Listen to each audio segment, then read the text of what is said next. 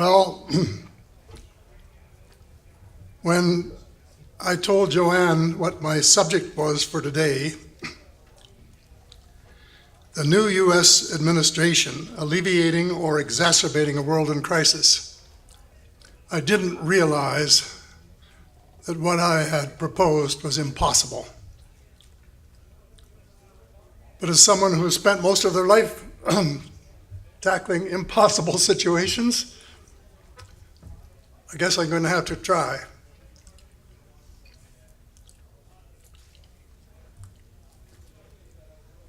I hope my American friends will understand if I tell it the way I see it. And I certainly have been telling my own government in very blunt terms in recent months what I think of them. But that is not the subject today. The first mistake the new president made was to keep or try to keep his election promises. I've never said that to anyone before in my life. And, I know that's a broad statement, but one in particular I think was very unfortunate, and that had to do with the travel ban and lack of issuing visas to citizens of a few countries that happen to have a majority of Muslim citizens. And more about that later. There's so much going on that I will only deal with 4 other major issues: the cabal, the banking cartel, defense expenditures, and global warming. One conclusion I reached, however: it is impossible to even guess what is happening today unless you know what has been happening for the last 3/4 of a century. And I run into quite a few people who have no idea. As early as October 1940, years before Germany surrendered to the Allied armies to vaporize Hitler's vision of empire, the Council on Foreign Relations, headquartered in Washington and New York, had its Committee on Economic and Financial Affairs write a memorandum outlining a comprehensive policy, and I'll quote, to set forth the political, military, territorial, and economic requirements of the United States in its potential leadership of the non-German world area, including the United Kingdom itself, as well as the Western Hemisphere, and I presume that includes us, and the Far East. The Grand Area, as the non-German bloc was called in 1941, apparently was insufficiently grand, and the preferred ideal was an all-inclusive one-world economy dominated by the United States. It was at this stage that there was a virtual merger of the Council and the U.S. State Department, which, in late 1941, created a special committee to consider positive planning, the Advisory Committee on Positive Foreign Policy, on which council members, that's the members of the Council on Foreign Relations, played important roles and set the stage for key decisions that would affect the post-war world. Well, these were the seeds of a new world order, and they have been working at it ever since. At the end of the war, they got a break with Operation Paperclip. I'm sure that most of you here know about Operation Paperclip, but the US military had their eyes on some of the Nazi scientists and engineers, and wanted to get their hands on them before somebody else did. So they got President Truman to agree, but on the condition that they didn't include anyone who had strong Nazi connections. Well, the military, as I know from personal experience, paid no attention to the caveat that the president had applied, and they got a lot of scientists and engineers who had very strong Nazi connections. And they were brought to the United States.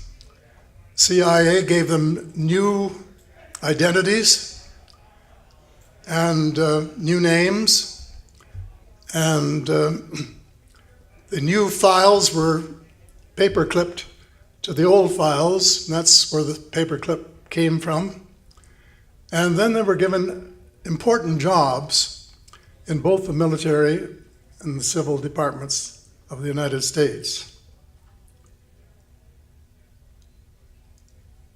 I sometimes add, I don't know if I've got time to do it today or not, it was kind of ironic. Here was the CIA bringing in German Nazi scientists and engineers on one hand, and another group in the CIA out looking for Nazis who had got into the country somehow to throw them out.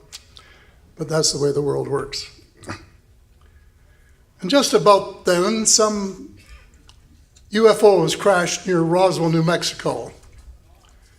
And they were, as you well know, this group knows, were not the first crashes, but neither in the United States nor in the world. But it was the first ones that got prominence, and they became a watershed in publicity. In my early days in this business, the first question people would answer me is, do you know about Roswell? And I was pleased to be able to say that I had some small inkling of what had happened there. It was on Tuesday, July the 8th, 1947 at 11 a.m., Mountain Time, that Colonel William Blanchard, commander of the Roswell Army Airfield, put out a press release saying that they had recovered a flying disc. And this was reported in the local papers. That was the truth. Hours later, Brigadier General Roger Ramey said, no, that was a mistake. It wasn't a disc, it was a Rowan weather balloon. And that was a lie. It was not only a lie, and incidentally, I don't think the Brigadier General did it on his own. I think he had been ordered to do it. I read something recently that his wife was very distressed, and he was too, at having to make that decision. But it was the cornerstone lie in what has become a culture of untruths and disinformation. Well, then, as you know, President Truman established MJ-12 with virtually dictatorial powers in respect of UFOs and the ET file. They passed the National Security Act with its provision of right to know, which I really didn't take as seriously for quite a long while as I do now. I think it has been used to screen a lot of people who might otherwise have been in the loop, and to make it very difficult to really find out exactly what has been going on. Meanwhile, the group that was back engineering one of the vehicles captured at Roswell moved to Nevada and set up operations there.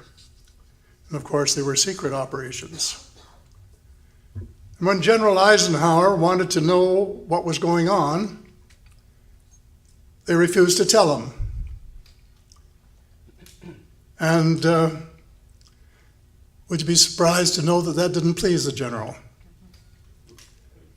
After all, he was the President of the United States and had been the Supreme Allied Commander in Europe, and to have troops allegedly under his command not telling him what was going on, I think rubbed him the wrong way.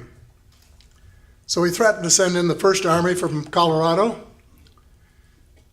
and that got their attention. And so they allowed him to send, I think it was 3 or 4, I can't remember which, of his close friends from the CIA to go out and take a look around at, I guess, both Area 51 and S4.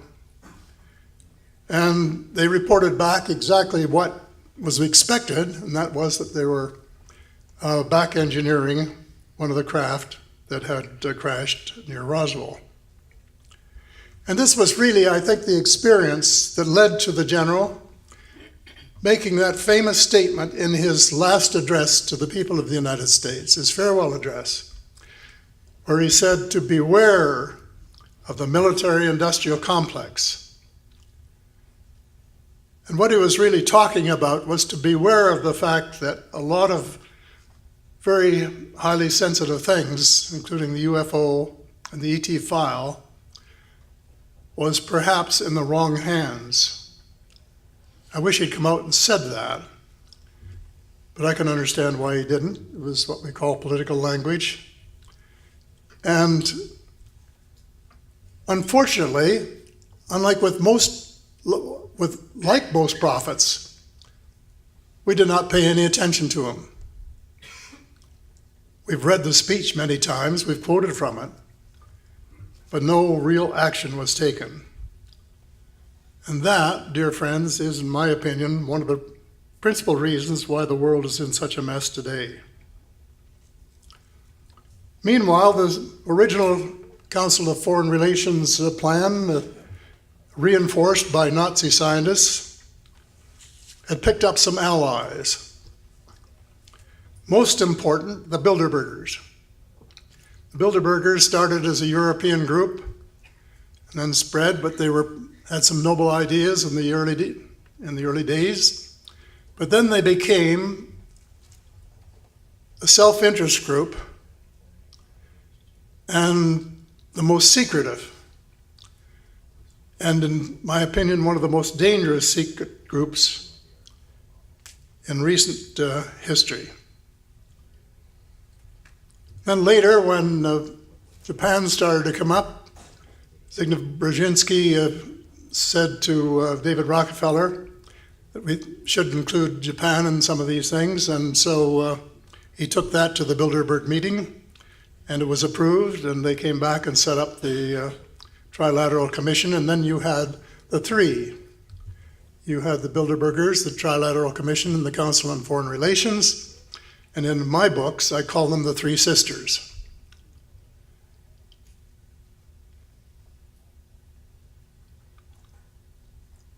Most important, the Bilderbergers and their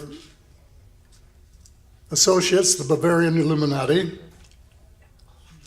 brought a new dimension to the whole thing. And from that group really came what I and others have called the cabal. And they are the apex of the cabal. And they include the banking cartel, because the major bankers of the world are all represented in the Bilderbergers. And then next to them was the oil cartel. And then next to them were the CEOs of the transnational corporations. Then the intelligence agencies, the CIA, the FBI, the NSA, the all-seeing eye, the MI6, the British MI6, and the Israeli Mossad, and more. And then a huge, huge slice of the U.S. military. And together, they have been running the United States and much of the world for decades. And the end game is a new world order, which was announced by George Bush Sr. when he was president. And it sounded like utopia. It sounded like peace and prosperity for everyone in the world forever. And it had a wonderful ring to it. But he must have known, as a former director of the CIA, some, at least, and maybe much of the score. And what is really planned is an unelected, totalitarian government of the world. And you can call it what you like. People have called it fascist, they've called it Nazi, and recently some people have been calling it the Fourth Reich. And David Rockefeller, a lifelong heavyweight, spilled the beans at a Bilderberg meeting where he said that it would be better off if the world was run by bankers and the elite than it would by these self-elected groups in the democratic system. And I wouldn't use his name if he hadn't confirmed these ideas in his memoirs, where he in fact boasted about the plans that they had made and the success that they had had, helped in large part by organizations like the New York Times, Washington Post, Life, and other important news outlets, which had representatives at the Bilderberg meetings, and which had taken their oath and were playing their game. Well, the cabal learned from Hitler's mistakes. Instead of attacking one country after another and getting the whole world upset and against them, and immediately putting up resistance, they decided that it would be that the pen was mightier than the sword, and that their strategy would be a combination of monetary system, the banking system, and trade agreements in order to achieve control. And according to Professor Carol Quigley, Bill Clinton's mentor at Georgetown University, the cabal's plan is the brainchild of a clique of international financiers. Quigley wrote in Tragedy and Hope in 1964, and I would like to quote from that: "The powers of financial capitalism had another far-reaching aim, nothing less than to create a world system of financial control in private hands, able to dominate the political system of each country and the economy of the world as a whole. This system was to be controlled in a feudalist fashion by the central banks of the world, acting in concert, in secret agreements, arrived at in secret private meetings and conferences. The apex of the system was to be the Bank for International Settlements in Basel, Switzerland, a private bank owned and controlled by the world's central banks, which were themselves private corporations. If you want to know how secretive they are, not even prime ministers, presidents, secretaries of finance, or finance ministers are allowed to attend their meetings. And they keep no minutes. This surreptitious scheme has been very successful in a globalized economy. Even Canadian officials and governments have swallowed it, hook, line, and sinker. Instead of using the Bank of Canada, which we own outright, and which served us so well for 35 years. It helped create the money for the government of Canada to get us out of the Depression. And I was there, I know. And then to help fight the war, and we made the fourth largest contribution on the Allied side. And then after the war, to help with the infrastructure requirements of the country, including the St. Lawrence Seaway, Trans-Canada Highway, great new airport terminals. And the U-line, for those of you who are not familiar with it, was the distant early warning line that was put right around the periphery of the continent, most of it being in Canada, so we paid the lion's share of big high-powered radars to watch for Russian planes that might come, or rather Soviet planes at that time, might come across our lines. And to help us establish a really first-class social security system. And all of that was done without the accumulation of any significant amount of debt. Then in 1974, they changed the system. The Bank of Canada abandoned its shareholders and started taking its orders from the BIS in Basel, Switzerland, and it's been downhill ever since. And we've been going into debt. And when my good friend from the U.S., Ms. Brown, told me how much interest we had paid, I really didn't believe her. I had it checked out by the Parliamentary Research Bureau, and we had from 1974 fiscal year to 2013-14 fiscal year paid $1.17 trillion in interest, and all of it unnecessary. If you translate that into U.S. terms, you're talking probably about $13 trillion, which is a lot of money when you get money from somebody who creates it out of nothing instead of having some of it, at least, created by your own central bank. And now we find ourselves in the position where the Canadian government is trying to pass a Canada infrastructure bill. The Senate almost managed to get further consideration of it, but finally capitulated this last week. And the principal aim of the bill, unstated but true, will be to allow the international banking control to bring back some of their millions or billions of dollars in assets that they've had hidden offshore for the simple reason of not paying taxes, so there would be more taxes left for the rest of us to pay, especially the middle class and the poor. And translate that paper wealth into real assets on the ground by buying or building airports and ports and transportation systems and so on, and getting an annual return of 7 or 9%. While interest rates that you could borrow from are, 1%, 1.5%, 2%.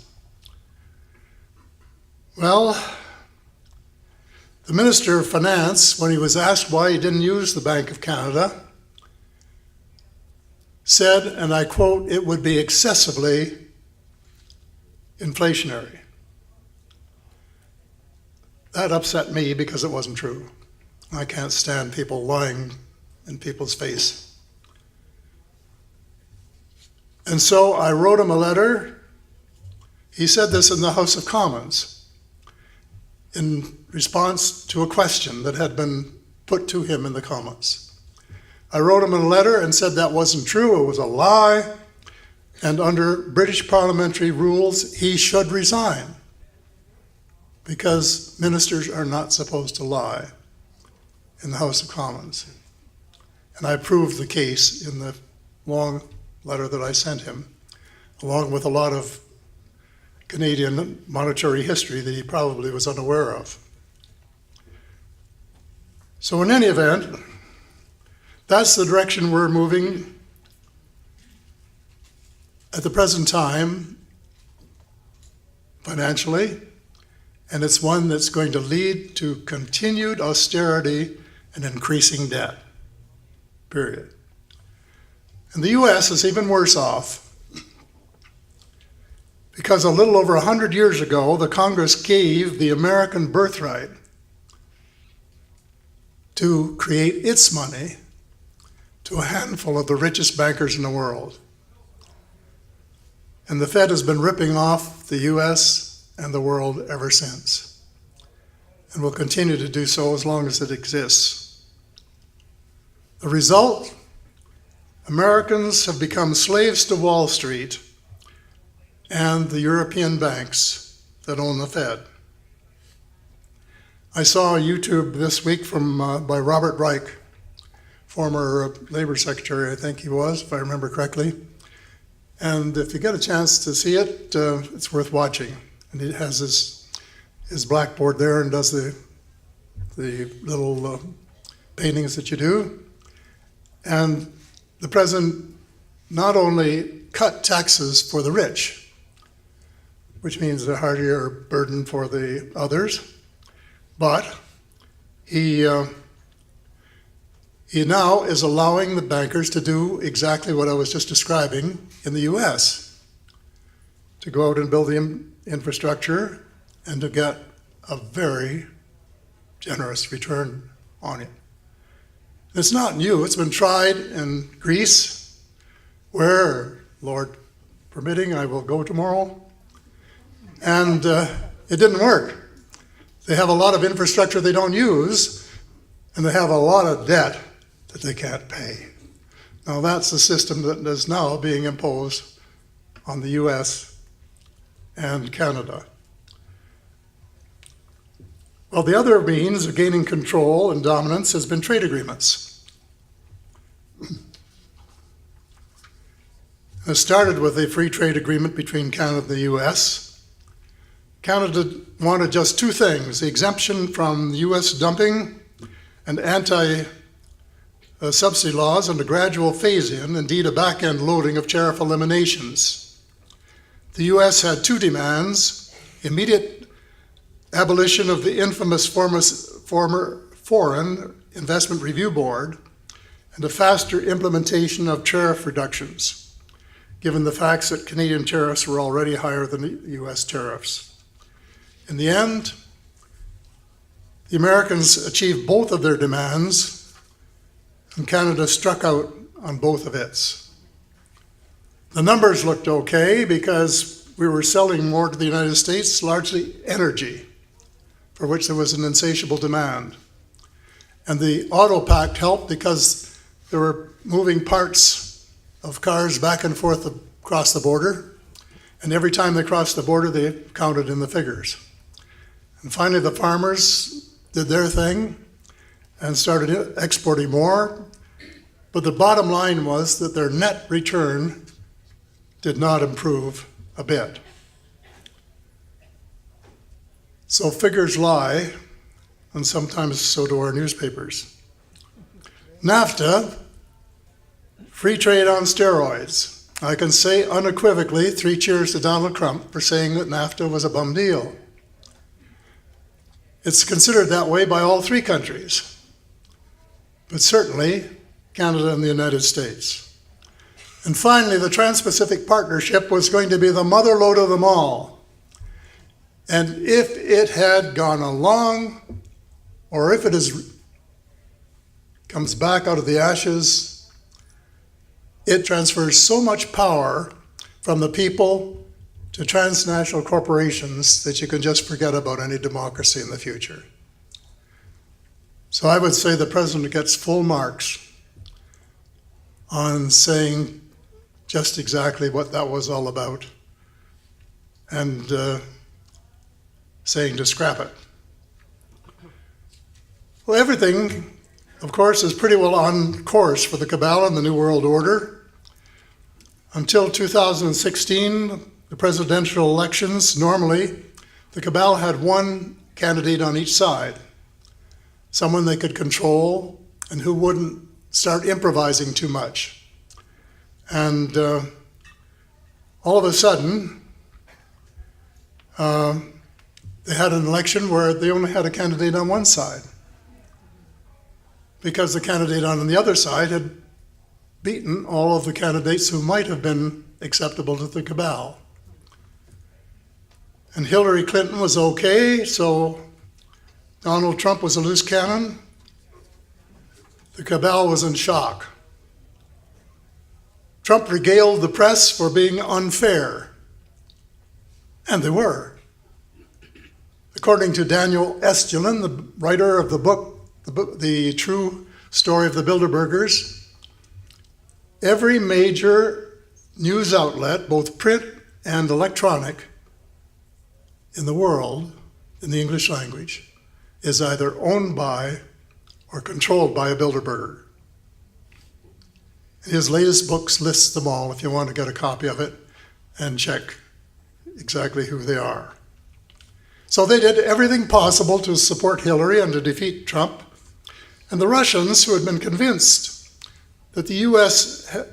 might be preparing to attack, did what they could to elect somebody that wouldn't, that would be more favorable to them.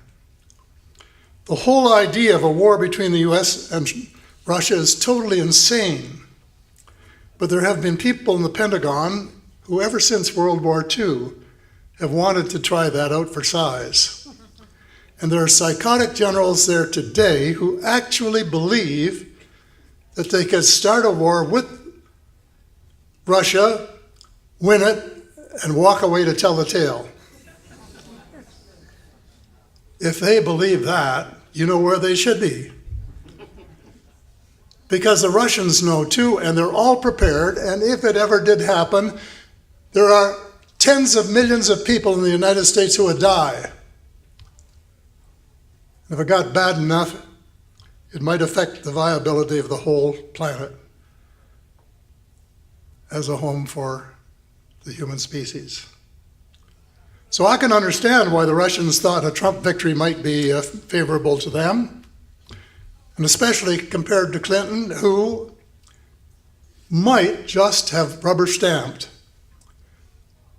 a plan from the Pentagon to do a first strike. Well, I must admit that I had a very hearty chuckle when the American politicians and press took umbrage at outside interference in their election. I don't go into hysterics easily, but that was about as close as I've come in a long while. The CIA's been doing that in country after country after country for 60 years, and all of a sudden the chickens come home to the roost. This is a terrible thing, you're interfering in our democracy.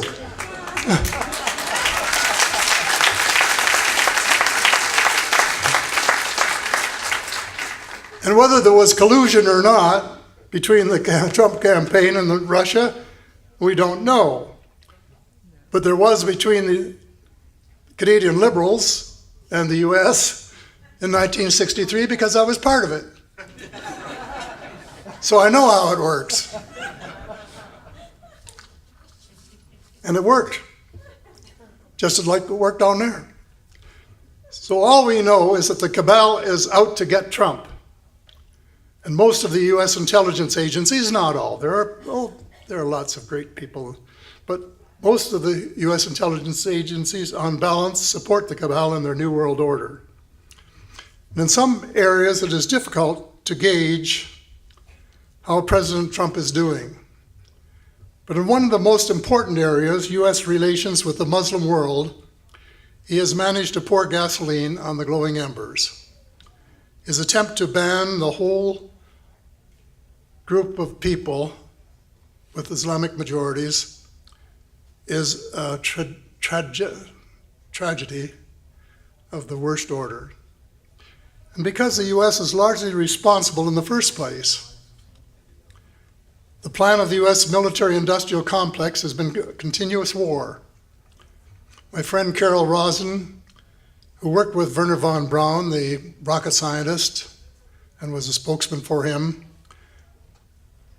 and Carol said that in his last years, he said they have to have an enemy in order to justify these insanely large military expenditures. And so first it will be the communists, then it will be the terrorists, and then it will be the ETs. And that, of course, is the way that it seems to be working out. But when the Cold War ended, there weren't enough terrorists to warrant a war. And there could have been even fewer if George W. Bush had listened to Osama bin Laden. And I won't read here what Osama said because I'm going to run out of time.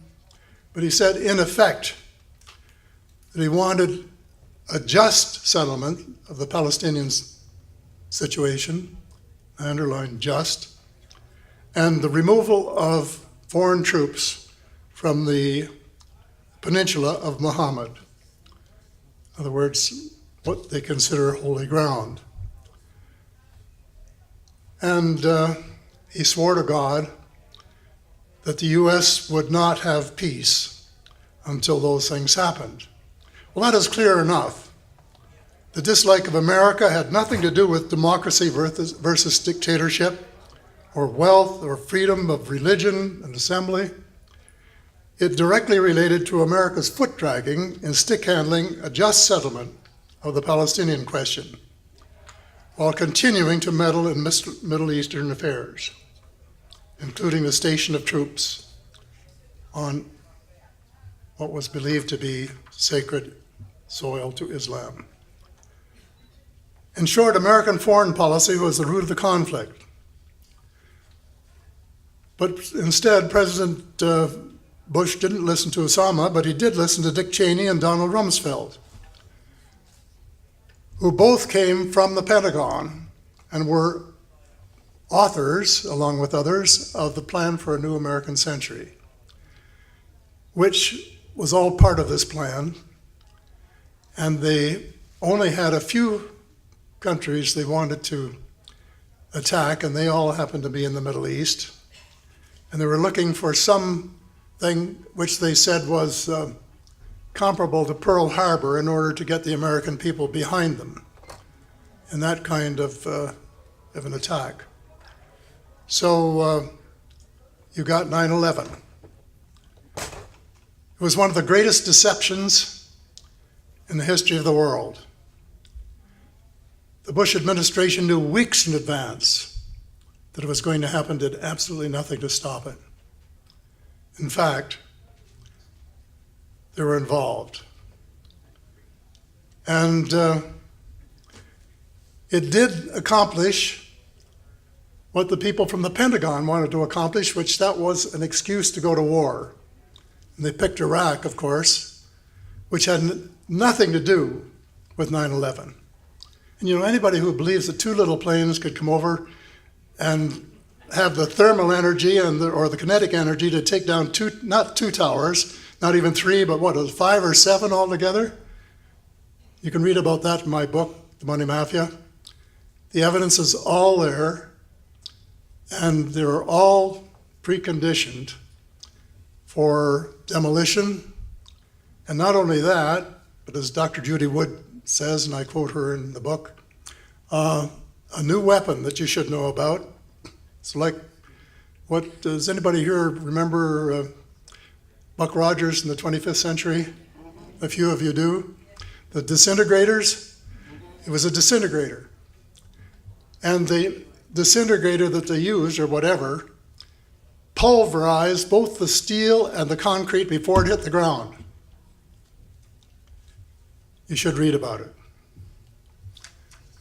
The result, of course, of going to war with Iraq proved to be disastrous because they kicked out a Sunni minority, at least that was providing peace in the area, and put in a Shia majority who then treated the Sunni minority without mercy, and that resulted ultimately in ISIS, the situation that we're in today.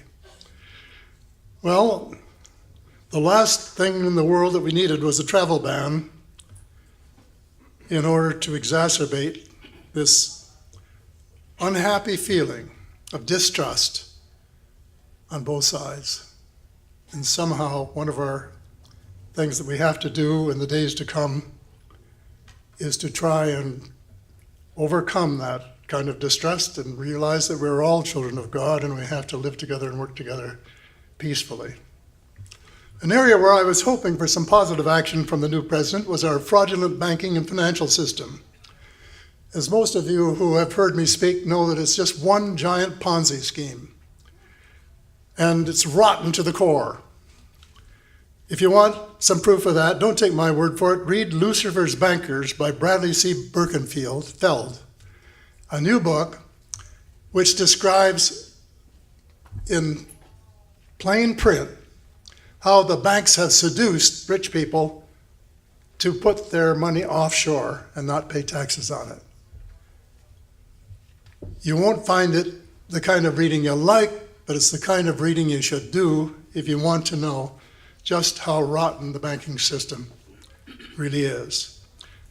And briefly, a banking system that started out being able to lend the same money twice and get interest from two different people, maybe when the Bank of England was first chartered, reached the stage under Milton Friedman and deregulation where they're lending the same money to 20 different people and collecting interest from 20 different people, organizations, or governments all at the same time.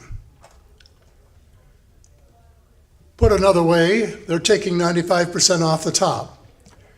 We had an investigation here recently in Montreal about the Sicilian mafia that were taking 2.5% off the top of city contracts. Here's the banking system taking 95% off the top of every loan they make. And one of the two things that can tame the cabal is a massive change in banking. We have to change the balance of power. And there's only one way, and that is government-created debt-free money. A massive infusion. And Canada should be leading the way instead of sitting on the sidelines. Because we have done it. We know it works. We own our bank, and we could start it in about 2 weeks if we had a government that would read our history and then accept the responsibility we have to Canadians and to the world to show what has to be done. The present cartel is like a snake. It gets a country like this, it winds around it, whoops, until it strangles it. And that's what happened to one country after another, including the European Union. And the only way to loosen the grip of a snake is to cut its head off. And the only way you can do that is for governments to accept their responsibility, not to print all of the money. I have never suggested that, and you can read my books, you can find out what I think. But to do part of it, enough, so that governments have enough money to do the things that are essential for the needs of the people. And this is becoming more and more necessary all the time as we have artificial intelligence and robots, not rabbits, not robots, to do the work for us. I was reading something the other day where robots are going to eliminate 50% of the employment in an industry. Huge. Well, what are the other people going to do?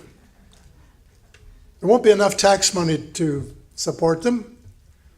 And so there's something for them to do if we get the government in the money creation business so they have some flexibility, and that is to restore our beautiful planet, to undo the damage that we've done to it, to provide more health care, old age pensions, to look after people who need help, whether it's the old or the disadvantaged, students who have problems. There are all kinds of positive things to do, but they mean government expenditures and not money that's going to come from private enterprise, and that's the reason we have to get the system changed.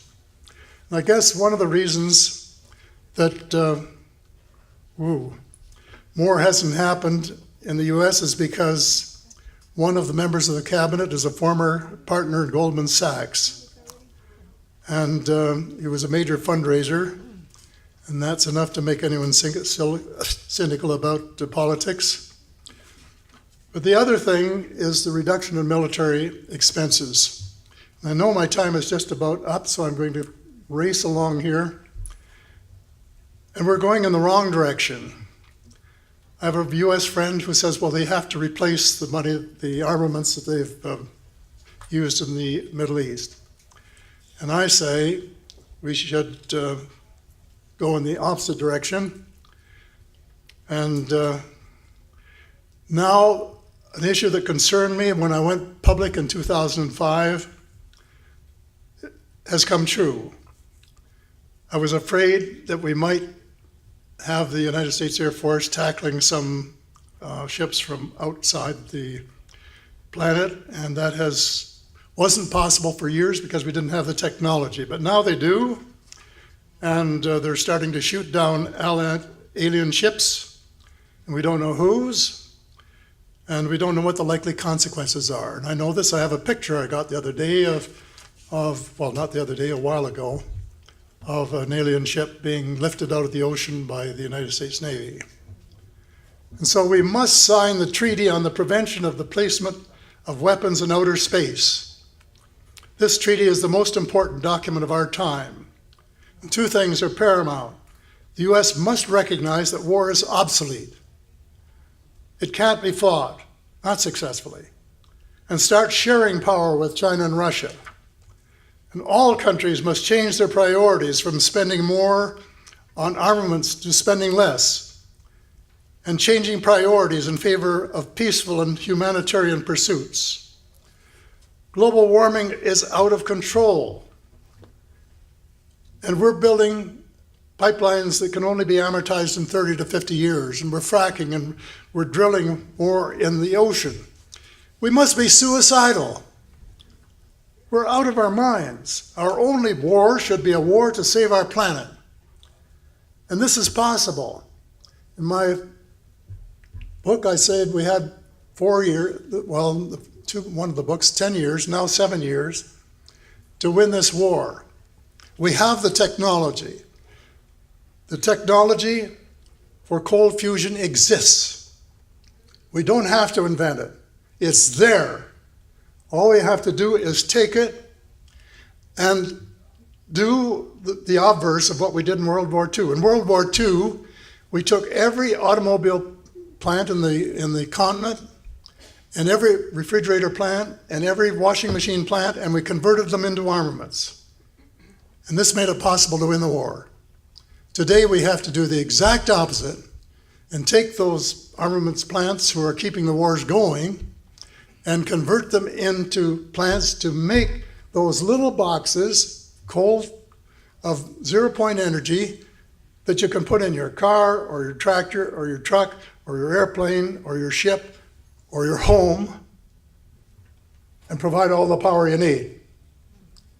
And it would employ millions and millions of people. It is the only way that Donald Trump and Justin Trudeau can keep their promises as far as jobs are concerned. There is no other way. There's nothing on the horizon which would come close to it. So we have to change the banking system, which would provide us with the money to finance the zero-point revolution that is necessary for the future of our planet and of our species. Well, of the species in particular. I think the planet might survive.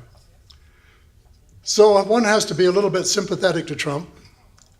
The cabal was determined to stop him, and now they're out to get him. So it will be difficult to define the cabal, but it must be done, as my book argues. Congress must rescind or at least suspend the National Security Act so we can get the truth out, because there are thousands of people there, honest people, who want to tell the truth and let us know what's happening. But the penalties at the moment are just so great that they can't take that risk.